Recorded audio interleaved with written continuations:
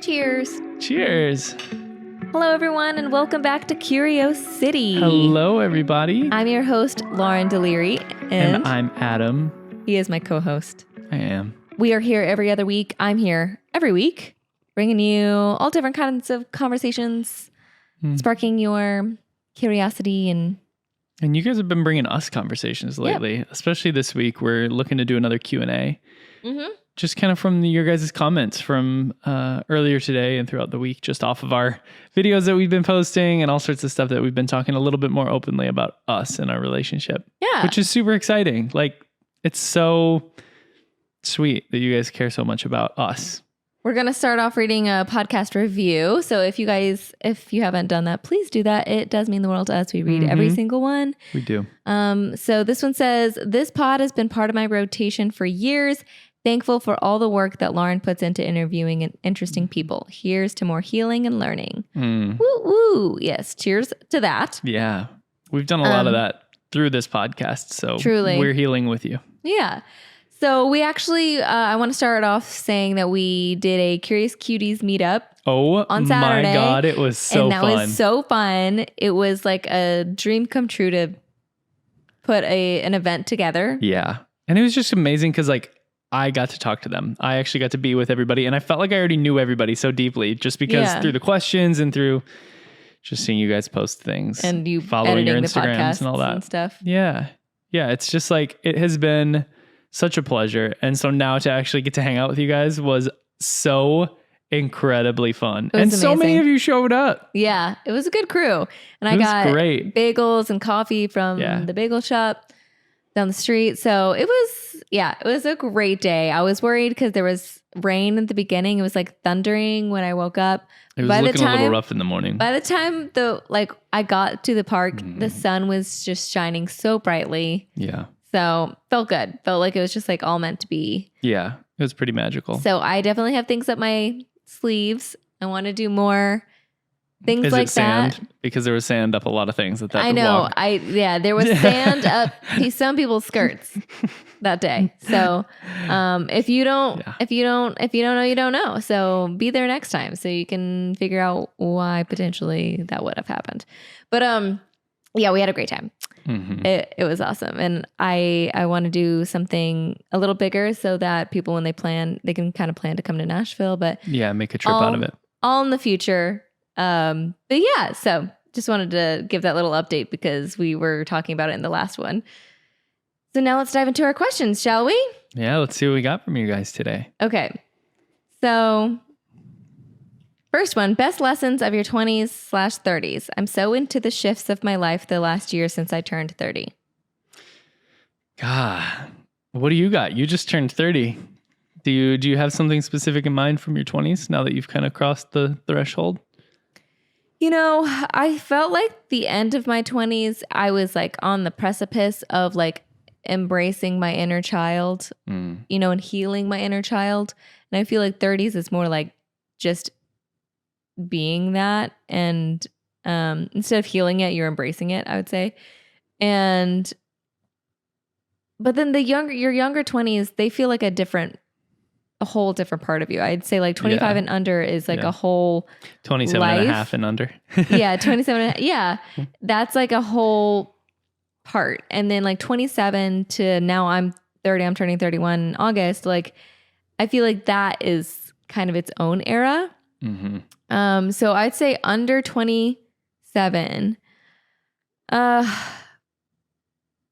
life lessons I learned, my main thing is that like your identity is that you have right now in 20 to 27, like it's going to shift. Like you're likely not going to have that same job or the same relationships. I mean, I was engaged at 22 to somebody else. Yeah. Broke that off. I mean, I graduated when I was 20 from college. Yeah. Holy smokes. I can't believe. Yeah. That's all wrapped into our 20s too. Yeah. So like me graduating from college, starting tour, getting engaged to somebody else, breaking that off, falling in love with you, getting engaged to you, getting married to you. That all happened by the time I was 24. Jesus. Wow, that was a whole different life. Yeah. So I'd say like everything you think you know in your 20s, like you don't like it'll probably fade away. Yeah. Into other things. So just get comfortable with things changing a lot in your like younger 20s. And then 27 to now I'd say like 31.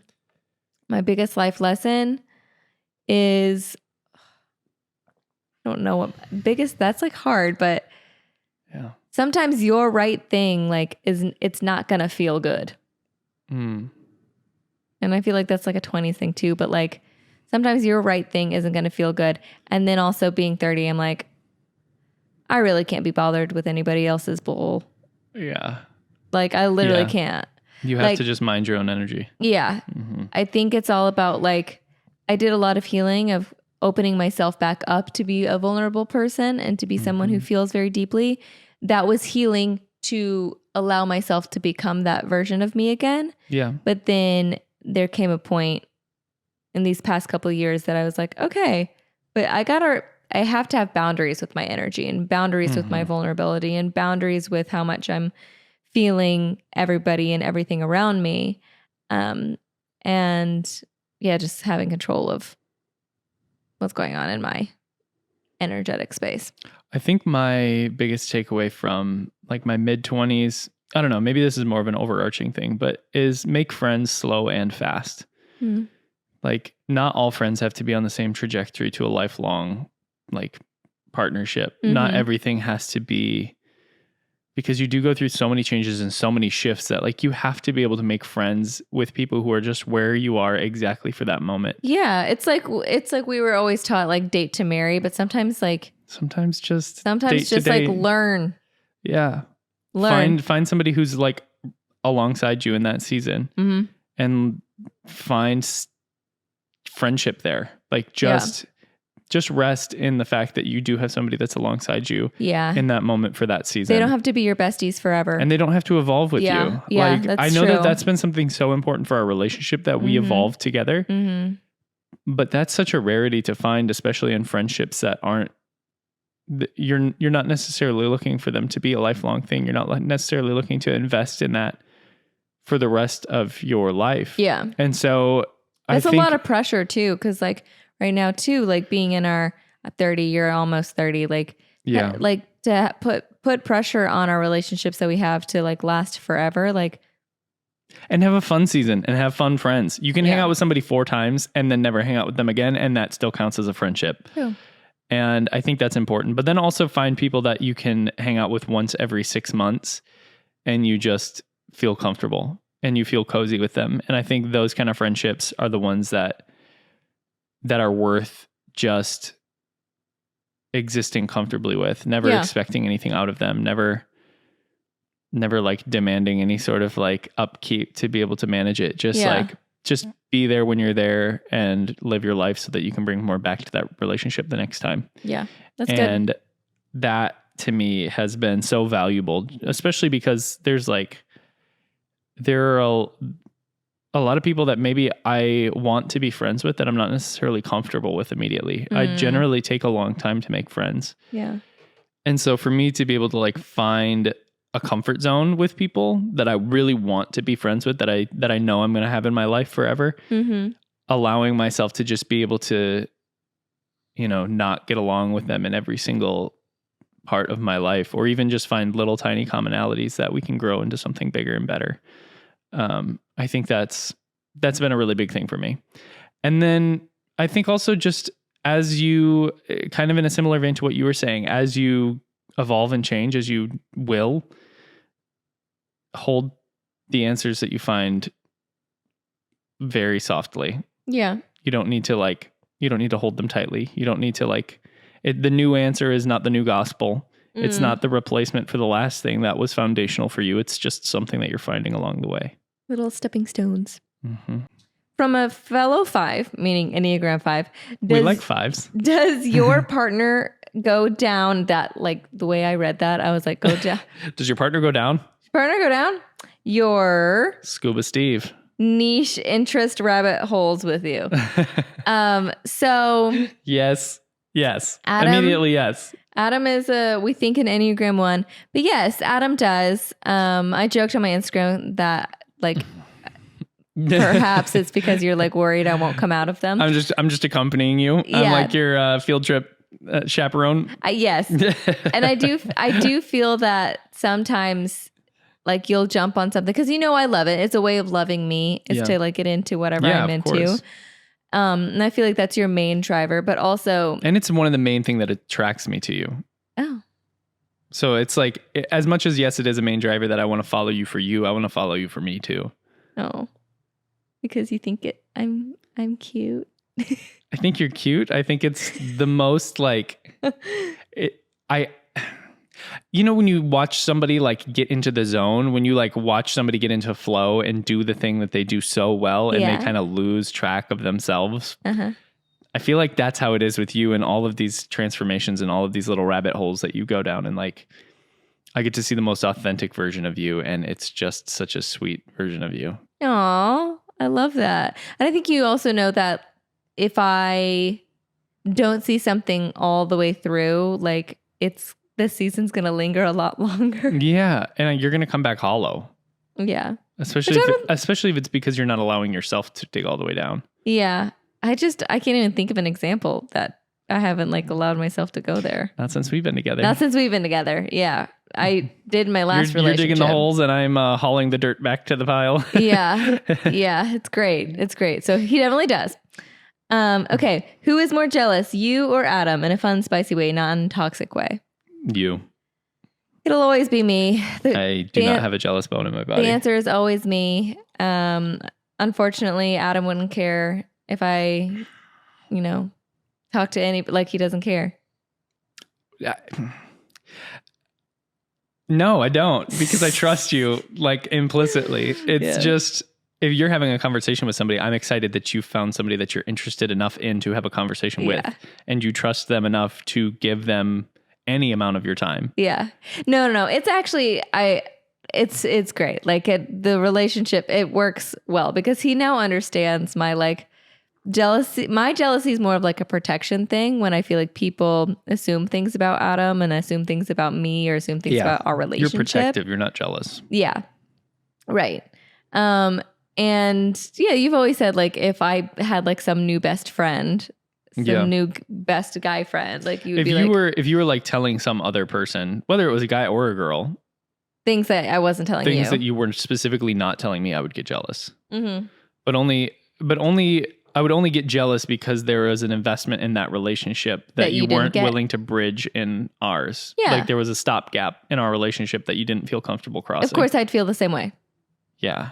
So it just wouldn't. It's like the same thing. I think we have the same feeling about it, that if there is a reason for us to get jealous, or if there is a reason that we start like separating at all. Yeah. For feeling safe or feeling cared for, there's a gap somewhere in our relationship. We need to revisit the entire relationship. Yeah, exactly. Like if there's ever a reason for me to feel jealous,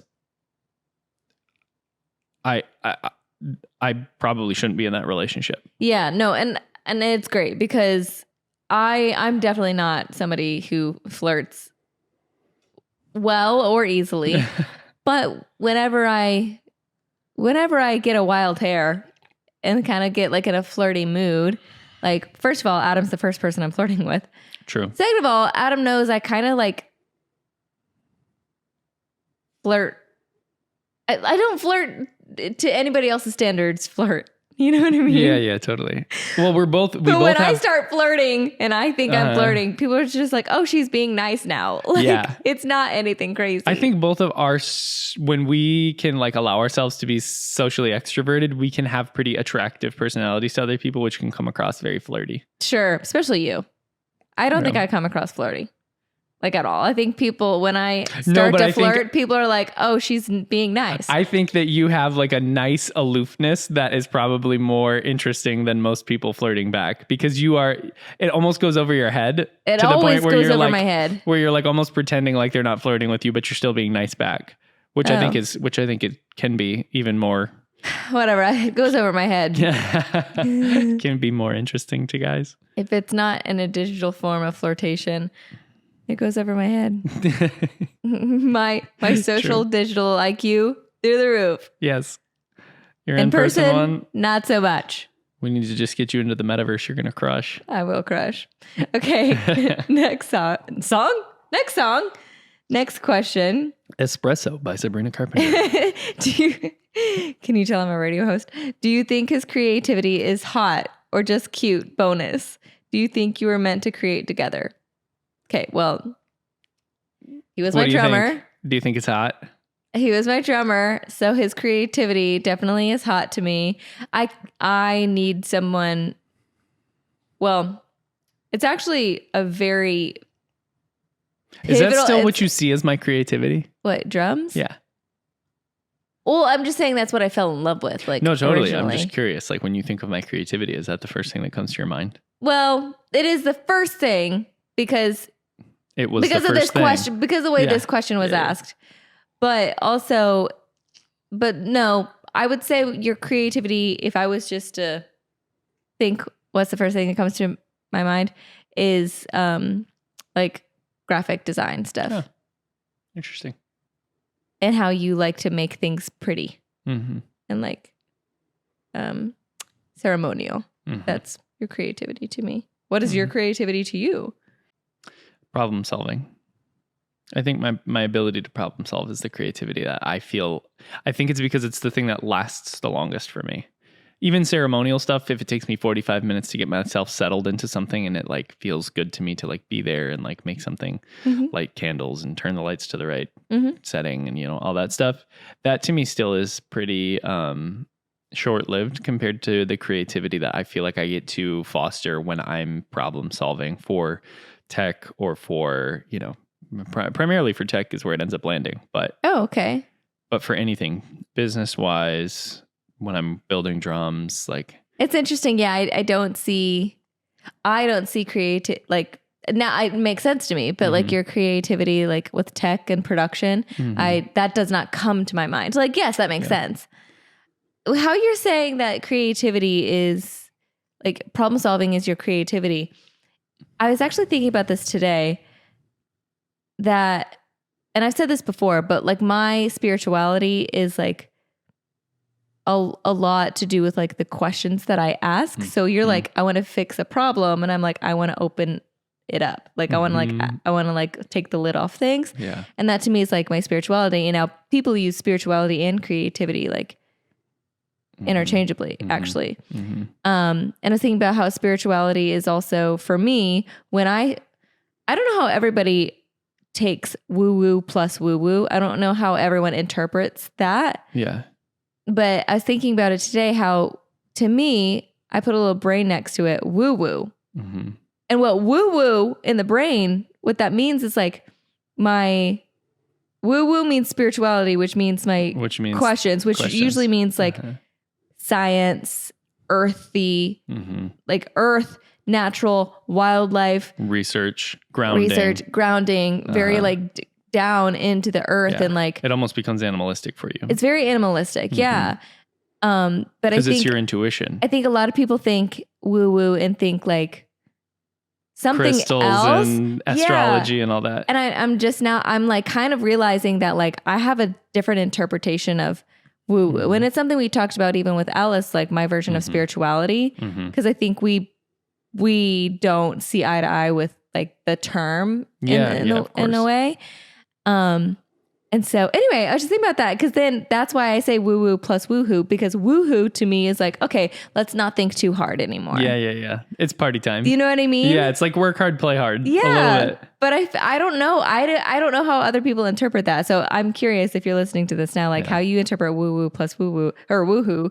Like, yeah. Anyway, woo woo to me actually is like my quantum physics. Yes. Yeah. Do you know what I mean? Yeah. Totally. Yes. It's your research brain that is asking questions that it may never be able to answer. Yes. Because to you, research is asking questions that have direct answers. Yeah. And your woo-woo, your spirituality, your research, your play in that sphere is when you're literally taking in information that has no end. Yeah.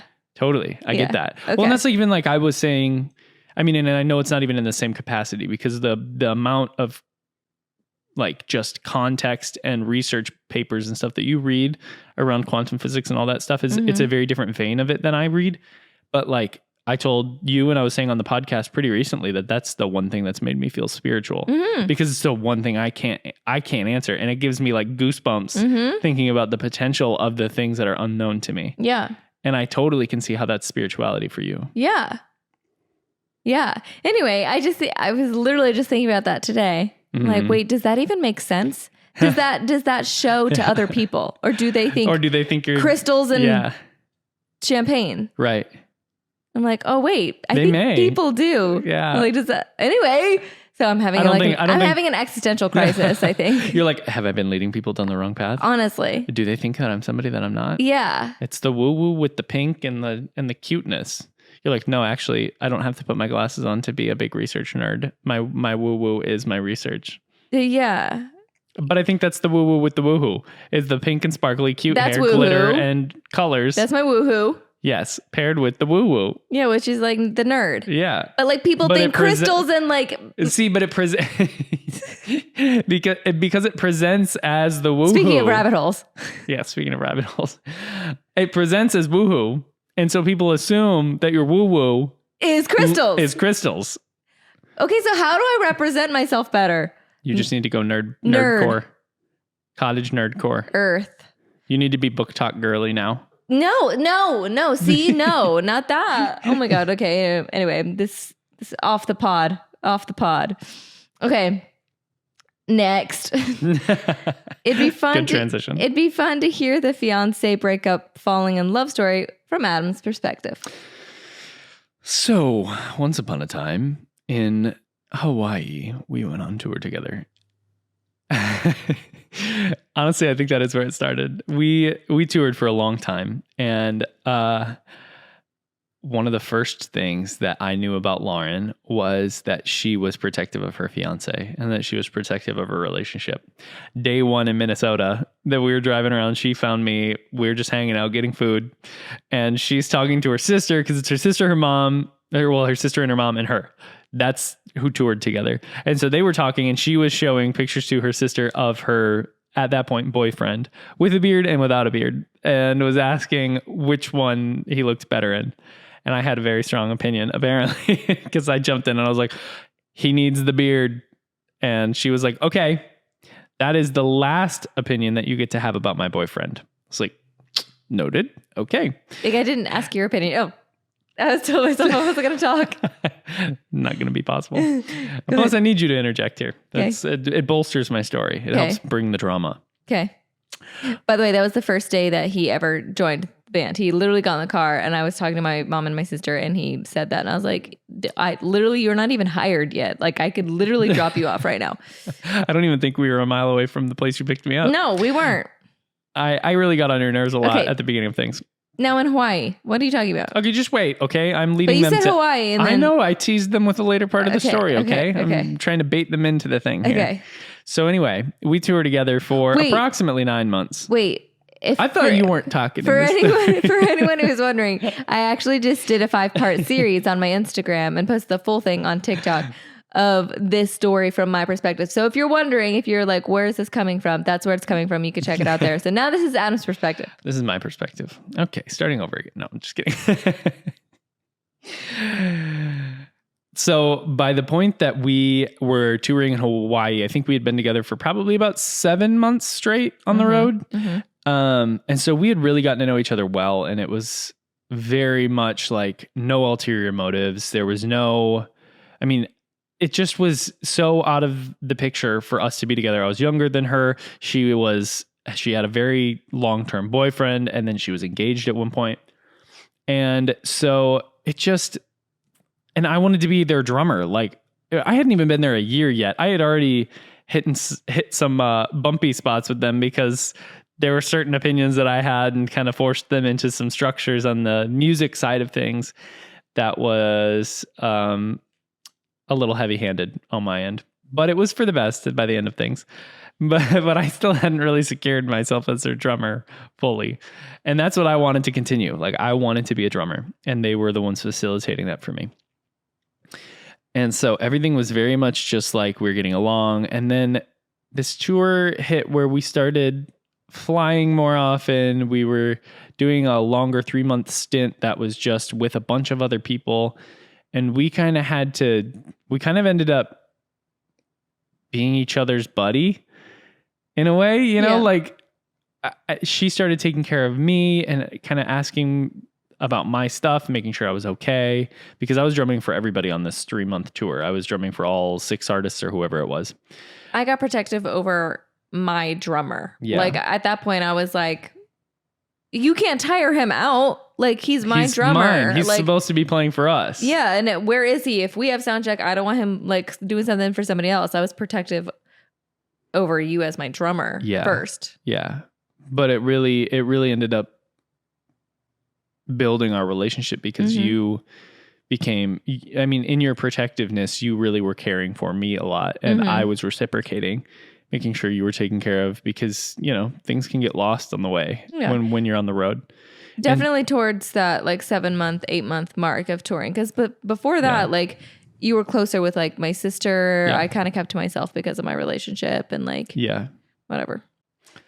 I think one of the biggest points for us was actually once you guys released your newest album and we were in studio prepping for this tour with the new album content and you realized that I didn't actually listen to bass in my mix. I played bass, by the way. She was the bassist. I was the drummer. And he didn't have me in his ears at all. Okay, but here's the thing is I was used to being the professional drummer at churches around Minnesota. And this was my band. I was working with a lot of volunteers who weren't necessarily great, and I needed to lead the band. And so I would put the click track on, I would play the drums to the click track and the singer to make sure the singer didn't sound bad, and everybody else was meant to follow. And so that was the way I was used to doing this. I was so mad. And you were like, you told the producer, you're like, put me in his ears. Put me in his ears. And you're like, you will listen to me. I'm like, you're going to go by me. Yeah. By me. I was like, I don't care what Brooke's doing. I was like, you listen to me now. Yeah. And what happened? I still listen to you. Well, that's still the dynamic of our relationship. She said, you listen to me now. I'm the captain now. No, but we did play really well together. We did. After that. Yeah, once we really actually synced up, we realized that we really did vibe. Like our rhythm was very steady together. We had the same kind of intuition. We had the same inclinations as to where to move the music. And so all of that just kind of amalgamated into a really deep friendship that kind of happened behind the scenes. It wasn't anything that was really social between us. It was just very much, it was a care. Musician and Yeah, it was like care. It was respect. It was security. It was safety. It was like... Yeah, we had a mutual respect that I feel like... And we were each other's person that we could hang out with without having to talk. Yeah. You stayed up with me driving late nights and we would just sit and be. And sometimes we would end up in 8-hour conversations. Not till the very end. So after Hawaii, where she ended up really caring about me because I got sick and I think she really was around me, and it felt amazing for me to have somebody that was caring for me on the road because I'd been away from my family for such a long time that I didn't really know that familial kind of like care. I started noticing, I was like, first of all, we're crazy. My sister and I and my mom, like we're crazy together. And I was like, this guy's sticking through our craziness and he hasn't been around his family. I started like feeling for him. I was like, this is a lot on anybody. Yeah. So we ended up getting back to North Carolina, and we ended up having a really good conversation the night that we were there before we drove back to Nashville. But while we were there too, it was Lauren's time to send out save the dates for her wedding, for her impending wedding with her fiance. And so while we were in North Carolina, nobody wanted to like make a big deal out of sending save the dates. And I was like, I'm pretty sure that's something that people usually do as a party, especially as a family. I'm like, you should pop champagne. You should have everybody involved, writing out addresses, writing out names, helping get the cards together. Like, it was a big undertaking. It was like 200 and something addresses that you were sending out to. Mm-hmm. So I was like, well, let's have fun with this thing. And let's like get this thing moving because I cared about you. I wanted you to be happy. I wanted you to like have the pre-marriage that you would anticipated that you were going to have. And so the fast forward a couple of days, we're back in Nashville, and you and your sister had some really big conversations on the road about the potential future of you and your fiance's relationship that I was trying as the drummer to stay out of. Because there was no real weight on me. At this point, we were just friends, but we were really good friends. Well, when we got to Nashville, a diamond fell out of my ring.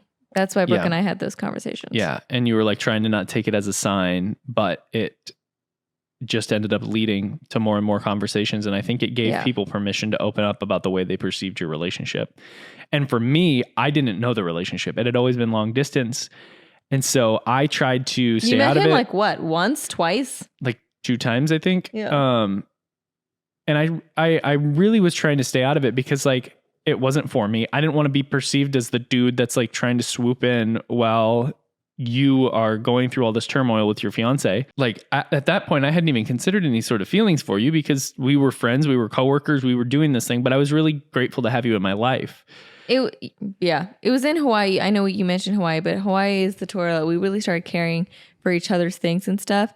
And I was awakened within that time, what I said on that 7-minute, on my Instagram and TikTok, I was awakened to like caring about somebody deeply. And I hadn't felt that way with my ex, my fiance. And, you know, I was going through all that out loud. Meanwhile, I was like, well, I really care about Adam. So something like this, where I wasn't saying like, oh, it's Adam. I was like, you know, the kind of friendship that I have like with Adam and like caring really deeply about someone, you know, how I feel like about Adam. But it wasn't like, I kept on just being like, you know, like what I have with Adam, but you know, with somebody else. And that was kind of how I kept. Well, because you had a few friendships that really bloomed when you were on the road with so many other people. And so it makes sense that you were like, well, I've had a few different relationships, a few different friendships with guys now that have been really valuable to me. Yeah. And that have opened my eyes up to how I actually want to feel. Yeah. So I think, anyway, it makes sense that it wouldn't have been immediately on me that you would imagine those things. But I also was the closest thing that you had around you that would show you that relationship. Yeah. So you and your sister are having all of these conversations and I'm trying to stay out of the way. But we somehow ended up... Because we were flirting. Kind of communicating to each other... Energetically throughout their conversation, because they were having conversations and I was just around because I mean I was pretty comfortable in and amongst your guys' like deeper conversations. It's not like I felt the need to be not present. No, I was like talking to you telepathically 100%. Oh, absolutely, yes. And so she was kind of communicating to me and it was just bringing up lots and lots of like thoughts and potentials in my head that I think because I was also saying things out loud, like being like that were alluding to what I would know, but not actually saying. We had never said directly. It out loud, until then, And I was like, you know, in a friendship that I care deeply about, and somebody who's like, I kept on describing making eye us, contact. You know, I was describing us, but being like, you know, but like whatever. Yeah. And so I was staying out of it as much as I possibly could. And then it was like that night. And then it was that night that it kind of came to a close where you're like, well, I don't know, but I'm going to marry him anyway. Yeah. Like at this point, I'm just going to marry him because that's where we are. We've sent out the things. We've done the things. We've paid the vendors. We've done yada, yada, yada, yada. Yeah. That's what I'm going to do. And I'm like, okay, well. And so we sat down and we talked and we just kind of like, we had some really deep conversations. I think the first night that was a bit scandalous was the night that we were talking out in the living room just about the potential of it all, about the relationship that you had, the things that you wanted, the things you wanted for life. Because the big thing was that like y'all's mission didn't align and that you were going to potentially have to move out of the state and quit your career. Well, I was like, that was the plan. I was literally going to move to Georgia. But it was fine because I was like, oh my God, I want this person to be in my life. Oh, I want this person to feel comforted by me and I want to be the place that they feel safe. And I'm like, that's interesting because I hadn't dated before. Yeah. Had you not felt that before? No. Yeah. Cause you're kind of everybody's like friend. I'm everybody's friend, but they want to feel safe with me and I want to facilitate a good and comfy friendship for people, but I don't generally want to invest my energy into building something with them. It's interesting because that's why sometimes like I don't know the difference. Like I can kind of see it, how you're different with other people. You know what I mean? Like for me, I'm like, I only have my experience of you wanting to be there and then falling in love. So back to that jealousy question, I'm like, if you're ever like there for somebody, I don't get jealous, but there is like something that comes in my mind. It's like, well, like he was like caring for me and doing things for me. And like, what's going to stop him from falling in love if he's like going to be the version of Adam, that the only version I know of you, which is one that falls in love. I think there's a difference with my intention and the energy that I put into a relationship with you. Because the thing is with other people, I can care for them well and I can provide a space for them to be. But at the end of the day, if I choose to leave, which is generally my move, is I don't lose anything. Which he did escape one of those nights and he got like in his head somehow. I don't remember what happened. And I was like, I don't even know what happened. I think you just got overwhelmed and I like hunted you down basically. And I was like, yeah, you ain't doing that. No. Yeah. So it's just like there's a certain level that I felt like I immediately like if I walked away from this, I would lose something. And I knew that was different than the way that I had engaged with other people. Yeah, totally. And so we had the conversation like we had said before where we were like, well, I kind of, I've always pictured myself as a single dad and you've always pictured yourself as a single mom. And I was like, well, if things end up, if I end up divorcing this guy or, whatever, and we're both single by the time we're like 45, we'll just raise our kids together. Like, and that was like the moment that there was a twinkle. It went from like, oh, it could be Adam. Like, oh, no. It went from, it could be Adam. It went from something like what I have with Adam to being like, well, why not Adam? You're like, well, if we're going to be living across the hall from each other. He's my friend and I care deeply about him. Yeah, which is why it came up where you asked me into the kitchen and you were like, we were literally standing across the island from each other. And you go, could you ever be attracted to me? I literally was like, this is the last piece to this puzzle. Because you're like, this all makes sense. But if we're not attracted to each other, then we will just be neighbors. I had no clue. Like we weren't flirting romantically ever until I asked that question. Yeah. And then like all hell broke loose. Because then we were like. Literally, when she hit me with that question, I was standing at the other side of that island. And I swear to God, I could see the divergence in paths. Like I could see the futures that existed. Yeah. Because depending on the answer of that question, it would have changed everything. Yeah. I mean, so many things could have changed. I could have said yes. It could have not worked out. We could have stopped touring. I just would go back to Minnesota. That would be my life. I could say no. We could be like, oh, okay, well, let's just keep doing this thing. And like, we really enjoy each other. So this is amazing. And then the band continues and we keep doing the thing because in my mind, that's the only thing I had really considered at this point. Or there was this really fine line, vulnerable path that I think if I trusted you enough to be as vulnerable as it would require me to be in that moment, I knew that it could be something that was incredible. Yeah. And it's crazy. At the time, like, I was like, okay, we had seen people who had families that toured together, who were musicians together, who spent, because in our heads, like that was the primary goal. Yeah. And like, I'm like, wait a minute, I could potentially have the opportunity to fall in love with somebody who I have gotten to know on such a deep and intimate level without any sort of like romantic inclination. And then now I get to go back and retroactively add all of this story to my relationship with my partner. And like, there's so much that I get to just carry forward into this thing, but it's really, really scary. Yeah. And so I'm sitting there and I don't know how long it ended up taking me to answer. It didn't take you that long, but it felt like an eternity. Yeah. Sitting there. And obviously I said, yes, I could be attracted to you. Yeah. And then I was like, could you be attracted to me? I know I'm not even your type because she had specifically told me she was into like the Clark Kent look. I had also like somebody like thought I got engaged to Adam whenever I was engaged to my ex. And they're like, oh my God, is this your fiance? And I was like, Adam? No, never. And this was, mind you, this was like 2 weeks prior. No. It was like, it was not long before. No, it wasn't long before. I mean, I wasn't engaged for that long. It was in Florida. I got engaged at the end of December, and so it was probably like a month before. Yeah. Maybe. Not long before. So I was very much like... I mean, he was right there. I literally said it to his face. I was like, never. Yeah. Turns out you're wrong. So anyway, I was wrong. So then I asked you, and I was like, well, I know I'm not your type. And then I was like, yeah. Like, I think I could... I could see myself being attracted to you. Yeah. Something like that. And no, I said, you're starting to become more attractive to me is what I said. Yes, exactly. I was going to say, I was like, I felt like there was something in there where you said that I was kind of changing what your type was. Yes. I'm starting to see you as more attractive. Yeah.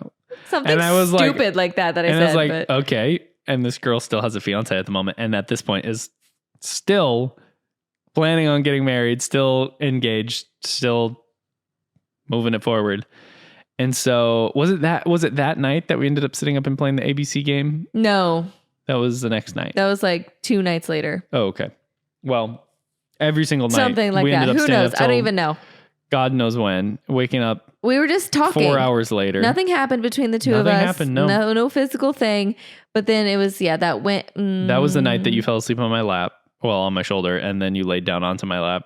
And then I stayed there with my legs up on the couch or on the table like this. And you were laying right here on my lap. And I was frozen. And your knees were hurting. And I did not fall asleep that entire night. Yeah. Okay. So I ended up talking to my ex. I was like, hey, like we should get an Airbnb. He got really mad about that. He didn't like that idea because I was like, I just want to see how we would act. Like we've been long distance. I want to see what life would be like living together. He got upset and he told me he basically he didn't want to talk to me until like the end of the week. So I had that whole week to like basically figure out if I was meant to be with him. And then I simultaneously unraveled all these things with Adam. And I was like, oh my God, are we falling in love? Mm-hmm. And also I was heartbroken about my ex. And anyway, so let's fast forward, which not even that fast. We're not fast forwarding anything. Everything happened very quickly. But, you asked me. I asked him on like a Wednesday night or something. I was like, or Thursday night, I don't remember. I was like, are you in love with me? And so ridiculous. He said, so unfair. He said, what did you say? I said, yeah. You said, yes, I love you. And you're like, yes, but are you in love with me? Yeah. And I was like, well, what's the difference? I feel like love is deeper than in love. In love feels trivial compared to loving someone. And then you were like, no, but being in love with somebody is something that you only really do with one person. Or, whatever you ended up saying. And then I said, Lauren Alicia Deliri, I am so in love with you. It's crazy that you said that. And that's exactly what you said, word for word. And that was 3 days later. Yeah, after 2 or 3 days asking later. If you could even be attracted to me after I was trying to get you to send the dates a week prior.